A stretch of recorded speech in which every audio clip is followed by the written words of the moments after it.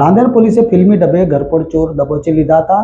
પોલીસે ચોરીના 2 રીઢા આરોપીને ઝડપી કુલ રૂપિયા 7.75 લાખનો મુદ્દામાલ જપ્ત કર્યો હતો. સુરતમાં ચોરીને અંજામ આપતા 2 રીઢા ચોરોને રાંદેર પોલીસે ફિલ્મી ડબ્બે દબોચી લીધા હતા. આરોપી સિકંદર અક્ષત સૈયદ અને શંકર તાનાજી જાદવની ધરપકડ કરવામાં આવી હતી. પોલીસે આરોપીઓ પાસેથી રોકડા રૂપિયા, સોના ચાંદીના ઘરેણાઓ, સિક્કાઓ સહિત કુલ રૂપિયા 7.75 લાખનો મુદ્દામાલ પણ જપ્ત કર્યો હતો. આરોપીએ એક દિવસ પહેલા જ રાત્રિ દરમિયાન રાંદેર વિસ્તારમાંથી તમામ મુદ્દામાલોની ચોરી કરી હતી, જે સમગ્ર ઘટના સીસીટીવી કેમેરામાં કેદ થઈ હતી. ચોર આરોપીઓ દિવસ દરમિયાન ઘરની રેકી કરી રાત્રિ દરમિયાન ચોરી કરતા હોવાનું પોલીસ સમક્ષ કબૂલાત કરી હતી.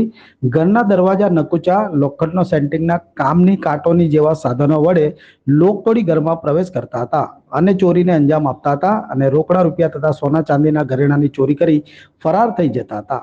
હાલ પોલીસે 2 રીઢા ચોર આરોપીની ધરપકડ કરી અને રોકડા રૂપિયા તથા સોના ચાંદીના ઘરેણા સહિતનો મુદ્દામાલ કબજે લીધો હતો.